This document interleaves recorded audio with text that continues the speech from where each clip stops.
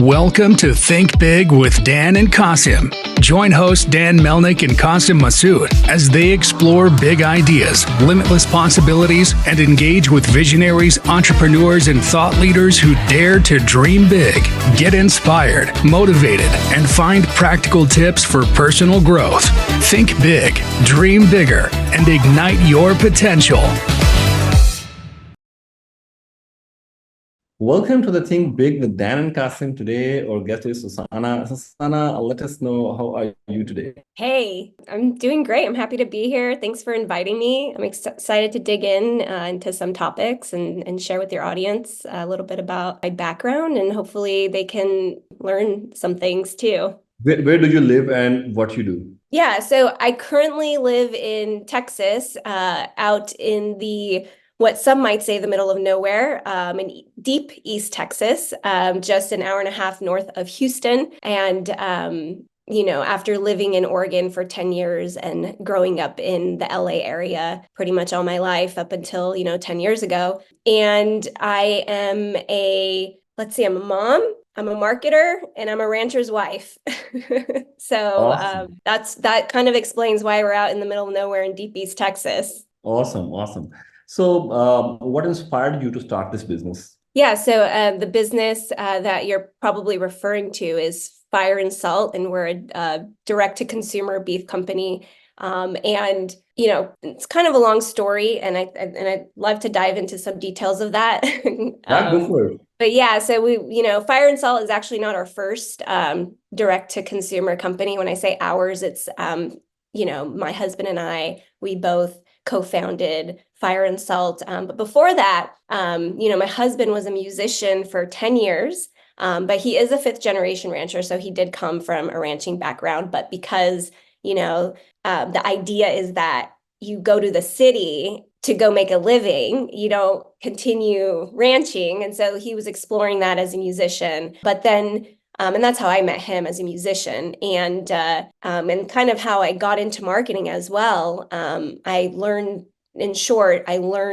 marketing, particularly Facebook ads, and I would apply it to his shows, and I would sell out his shows through Facebook ads. And, I was just hooked because I was like, wow, like this is like instant gratification, instant results. Like I can, a little bit of strategy and I can sell out tickets to, my husband's show. And, and I loved it, but then fast forward, I got pregnant. And, we lived in Oregon at this time. I got pregnant. I was freelancing as a Facebook advertiser, kind of trying to run my own like one man agency, one woman agency. And it was so difficult. I mean, and I was also still new to the space. And this was back in like 2016, 2017 when I was doing this. And I, looked at my husband, we're pregnant. I'm like, hun, I think we need to move to LA because I can get a job at an agency. There's so many agencies in LA. It's perfect. And he's like, I was just thinking the same thing. I need to go to LA because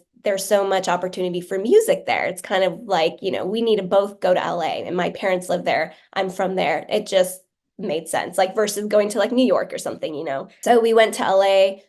Pregnant, sold everything, just drove down, just 2 cars and all our stuff in it. And we get to LA and, he's exploring music. I'm trying to find a job. I'm pregnant. But the key thing here that's interesting is, by the time I found my job in LA at a marketing agency, we were down to our last $1,000. So we were pretty broke. Like we were just, pregnant. Both our businesses essentially just didn't work out because my husband actually was a pretty successful musician in Oregon. He was a composer. He did music for like the Tennis Channel, for the Australian Open, like things like that. But both of us couldn't like keep it going. And so that we had to kind of start over. Well, he learned, I got the job, great. He got a realization and he learned that, hey, I don't want to keep doing this music thing. Like, I don't want to have to stay up late to do shows. Like, it's just not for me. And, I think I'm going to go back to ranching. I need to go back to ranching and I need to to really do this. And I'm like, okay, cool. Let's explore this. Like, I've never known you as a rancher, so I need to process this. Like, okay, great. And so he's like applying for jobs as a rancher. And as he's going through this process, he's learning about this way of ranching that's pretty cutting edge and new. And this is back in 2018. And he's going through a lot of interviews and he got some job offers. But of course, being in the tech space and the agency world, those job offers like are so different than like what we get in the tech space. And I wasn't loving them. Let me just say, I wasn't loving the package that was being offered. You have to go live in the middle of nowhere to do these jobs. And so basically I was like, hey, but both of us decided like, why don't we try to like do our own like cattle company, like, why don't we just try like, let's move back to Oregon. Let's get some cows and let's do this on our own. We'll try to sell beef direct to consumer. And, that's a big thing. Like that takes a lot of work to do that. And we're like, yeah, let's do that. Yeah. And so I was able to, I had built a lot of trust and credibility with my job, just like 5 months in working at this job. And I was like, hey, I want to move to Oregon. Is that okay? And my boss at the time was like, yeah, like go for it. And so we did. So I started working remotely, before remote work was so popular. This was back in 2018. Not too far. I mean, 2020 isn't too far away, but still back then, like, for example, the agency I worked at only had like 5 people working remotely. Now that agency, it's like fully remote. But at that time, there was only 5 people and I got to be one of them. So we go there. And we, go through the motions, it wasn't easy, we got to get the cows, figure this out. I've sold expensive products before with my background in selling like online courses, which can, run in the thousands. And then also my background just selling direct to consumer like products in general, but mostly low ticket, right? So we're like, okay, but beef is like a different game. It's expensive. You got to teach people. The model of how we sell beef is you can buy a whole cow, half quarter. It's not like you go and buy just like one cut of steak. Like I want a ribeye. I'm going to order that online. I just want or a couple ribeyes. It's not that model, which technically would be like easier to sell because it's easier to sell like, a $25 product than it is to sell a $2,500 product. But, there's a lot of education that goes into it. There's a lot of pieces that I wasn't aware of because I'm new to this beef industry in terms of like you have to deal with how you get the, cow processed and then like where are you going to store this beef? Where a customer is going to store this much beef and all of this. How are they going to pay for this beef? It's not just like, you're not just going to ask for 2,500 up front, all in one go, click online, which obviously there you can do that. But at the time, I'm trying to think of all of these things. And so that's when we launched our first cattle company called Sisters Cattle Company. That was in Oregon. We ended up selling it and then starting over again, moving to Texas and launching Fire and Salt. And so there's a lot of little details we can go in there as well that I'd like to share, but I'll leave it at that right now. Do you have any questions so far? Yeah, that's good. That's good. In fact, and the model you are using, this involves more education, and I believe this is more difficult to sell because obviously selling 1 pound is obviously a different game. So, how do you think like you are different than the market? I believe this is one of the biggest thing that you are not selling small portions, but like how do you think that you are different from the market? There is something that you have, but market don't have that. Yeah, that's a great question. So you mentioned that like the differentiator is like how we sell a lot of beef, and I'll just push back on that. There are a lot of beef companies that actually do what we do now today in this age. Back then, that was 2018, 2019, 2020, back then, like it wasn't as common. And in fact, a lot of people were still trying to figure out, it was really like D2C was still very like, new almost like it was like the prime time for DCT. Like you could just come in, now you're seeing a lot more saturation in certain verticals, like beauty is a big one, but meat is becoming that way as well because there are a lot of meat companies coming out now, especially like you'll see the subscription model, like that compete with ButcherBox, for example. That's a big one.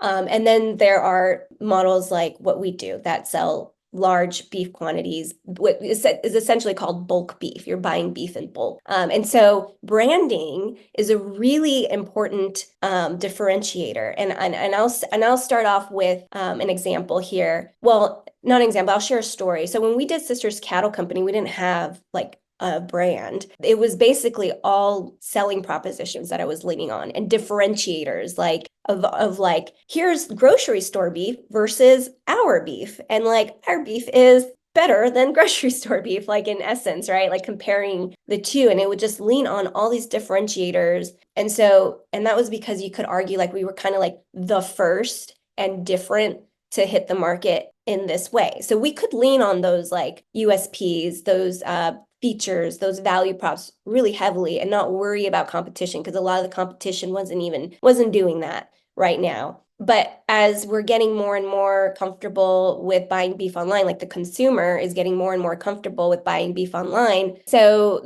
the biggest differentiator is going to be your brand or your story. And an example that I have, or a story that I have to share with that, is when we started Sisters Cattle Company, we didn't have any sort of like brand story messaging differentiator. We leaned a lot on our value props, our features, our unique selling propositions, or like USPs. And it was, and you've probably seen those kind of ads, right? Where it's just like, like for us, for example, it was grocery store beef versus our beef. And it was like, ours has more like nutrients, and grocery store beef is filled with like water, injected with water, and like those kind of things where it's like, oh, of course, like that's a no, like for, oh, of course, that's so logical. That's a no-brainer. Of course, I'm going to buy your beef, right?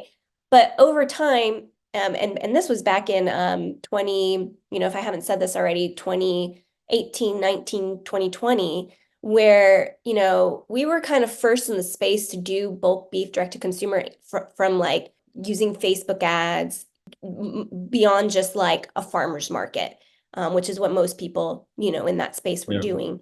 Now we're seeing a lot of ranchers, cattle companies, a lot of people move to online direct to consumer bulk beef online shopping.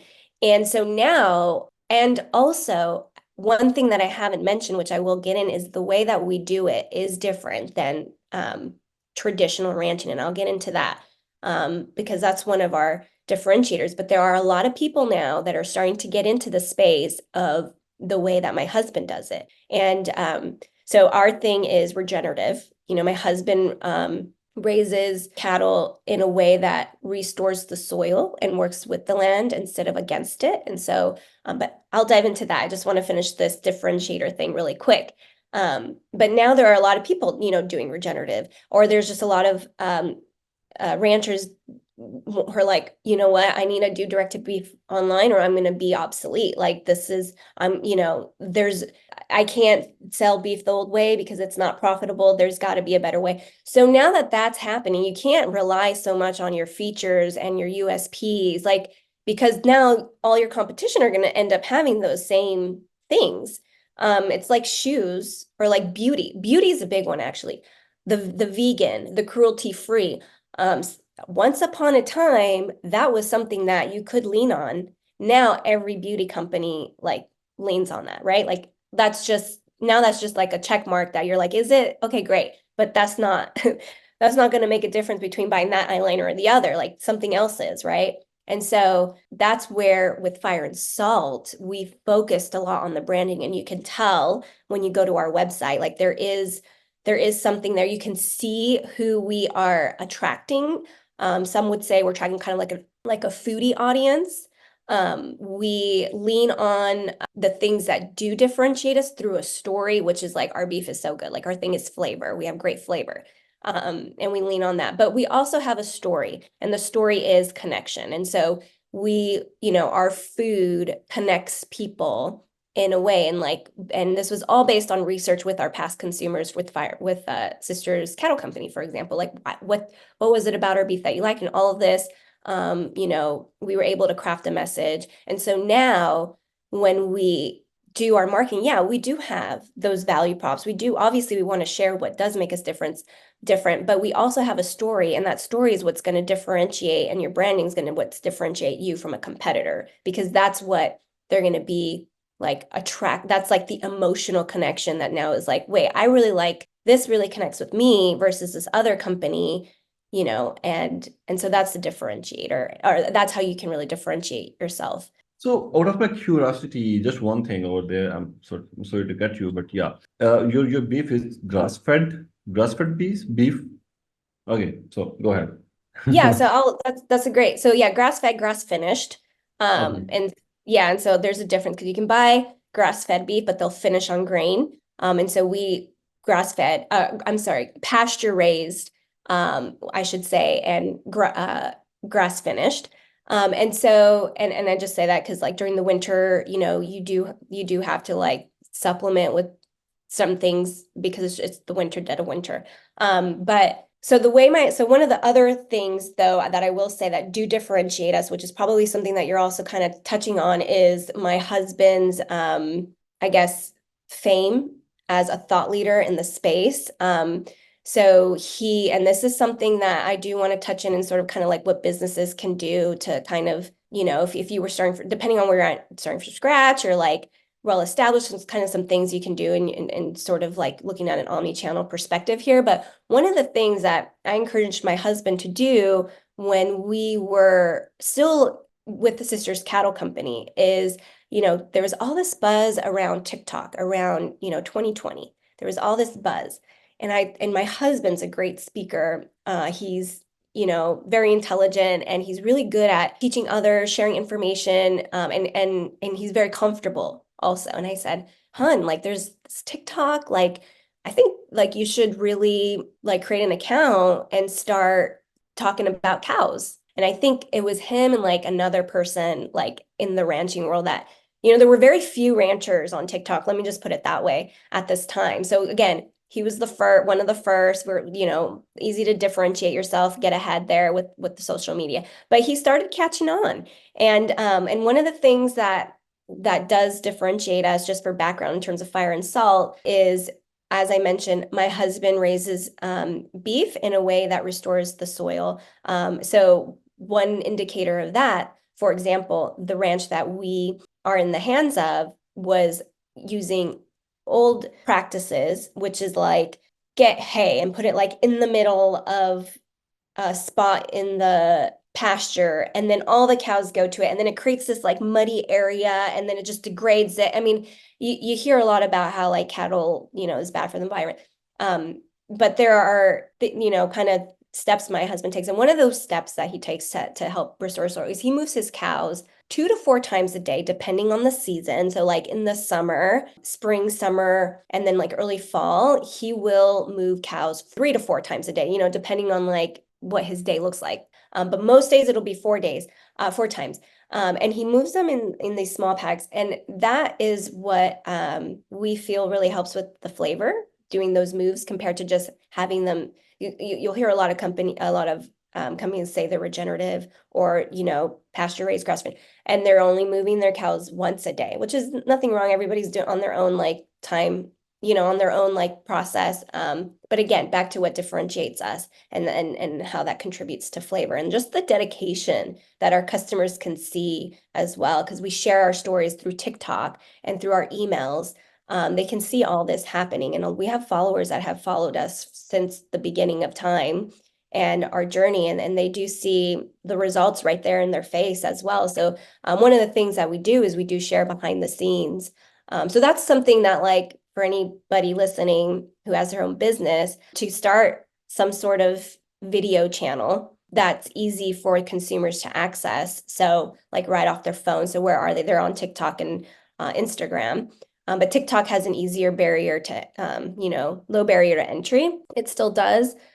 Start educating your audience, start sharing things. That's better if it comes from like the founder or the expert in the business versus like your marketing person who's trying to like create these viral videos, which can also be a supplement to what you're doing. But and then also doing it as yourself versus like your brand name. So that's one of the things that you'll see a lot is you'll see a brand have their own TikTok channel or whatever, but it's like very brand heavy. You're not seeing like an expert or someone in the space consistently. You're not seeing that familiar face. You're not getting to know the person behind the product. So that's one thing that's really beneficial about being able to do video organic nowadays. Makes sense. So, you are handling this marketing part, or your husband is handling this marketing part? Yeah, yes. So one of the things that one of the things that makes my husband and I a very great team outside of like just being married. And we've always been this way actually since we were dating with the band that he was in, right? He Yeah. was the musician and I was Yeah. like the marketer. And so we've carried that through our beef company. And so yeah, he's you'll see this is our messaging as well in on our site, but he's like the visionary, clouds and what do we say? Like his heads are in the clouds.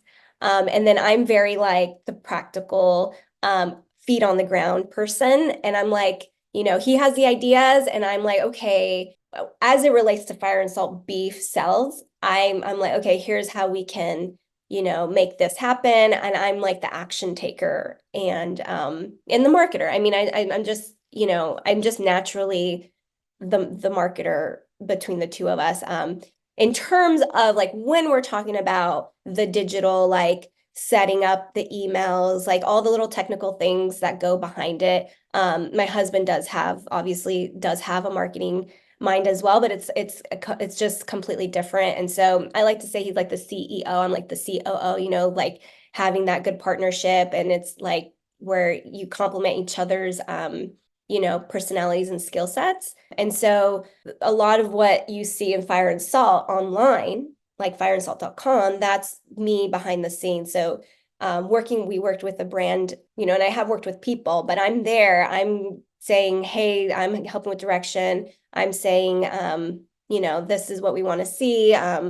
So, the site build, I have a background in web design. And so, I help build out the site that we have when it comes to how are we going to launch timelines, all the details that go into launching, the emails. I'm behind all the emails that our customers are reading. I take the words for my husband and I turn them into emails. And I'm, everything behind that and just how we're getting paid and Yeah. then how the customers and the shipping. And then shipping the beef is a whole Mhm. nother thing. That's a lot Yeah. of work. My goodness. I underestimated how much work that was. But we shipped beef for the first time last year because before we always delivered like hand delivered. But we obviously want to expand our horizons and just kind of do what's possible. So we did shipping and it went really well. We got all our beef to our customers in great condition, frozen, bulk beef. Like some customers had 6 boxes of beef from us coming into them. Mhm. But all of that logistics behind that's all me figuring all of that out. And So my husband.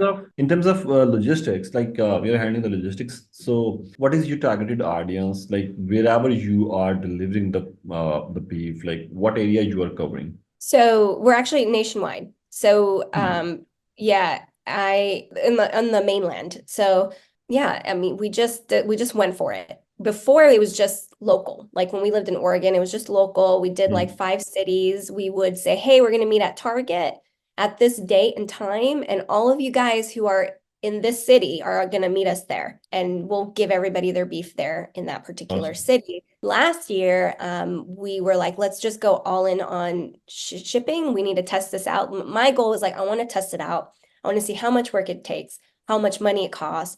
Is it worth doing in terms of margins? Are we, because it's expensive to ship beef, but it's doable as we learn it. So I wanted to just go all in and just figure all those numbers out.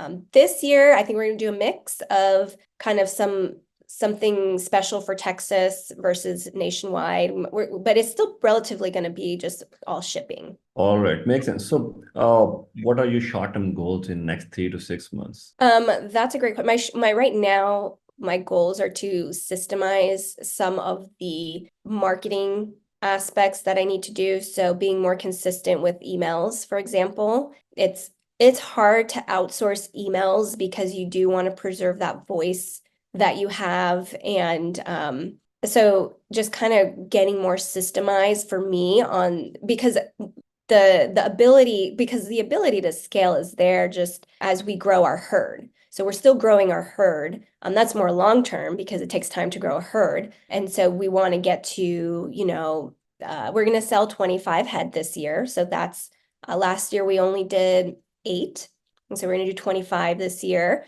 And then next, and we're just going to increase over time. But short term, we're actually gonna launch our beef sales late spring, this late in a month. About in a month, we're going to open up the deposits for beef. So basically, to answer your question, 3-6 months is sell out our 25 head of beef and get that into the hands of our customers. Yeah. Awesome. So, Susana, what would be your biggest piece of advice for the founders? Yeah, that's a great question because I did want to share. So I did share about what was it that I shared earlier about TikTok. So one of the things that was interesting about Sisters Cattle Company, it depends where you're at in your business. So you may be just starting out, you may be like already in, but don't underestimate the importance of video. Whether you're just starting out and don't even have a website, like get a video, start getting video created, even if you don't have a website. And obviously, if you're already starting out, really get serious, and especially for the budget, really get serious about hiring somebody who can help you create performance video ads to just really drive those sales, because you really need to get that message out there in such a way that persuades people to buy and get all I don't know what the update is now, but they say 7 touch points until somebody buys, depending on your price point and all that. But like that video is really going to help with that. And one of the big pieces of success that we had going into both Sisters Cattle Company and Firestart were video. There was no TikTok with Sisters Cattle Company, so we hired an editor to create video. I ran it as Facebook ads. I put it in like kind of organic groups and stuff. And that really helped get our message out there and convince people like, hey, these guys have a good message. And then with Fire and Salt, we leaned more on our TikTok because at that time, we had that. So, but the theme is video. I mean, I think if you're not taking that seriously right now, that's definitely an area worth investing in. That was a good advice, I believe. And so, Susana, let us know how people can reach you. Well, I mean, you can go to fireandsalt.com, check us out. You can email me, or if you have any questions for my husband at hello@fireandsalt.com. But if you're interested, you can go to fireandsalt.com. We have a $75 beef giveaway right now on our site, so you can join, and hopefully maybe you can win some beef and try us out. That's great. That's great. Susana, it was a really nice talking to you, and I really enjoyed the session. So thank you. Thanks for appearing today. Yeah, thanks for having me. Nice chatting. Thank you. Have a good day. Bye-bye. Yeah, you too. Bye.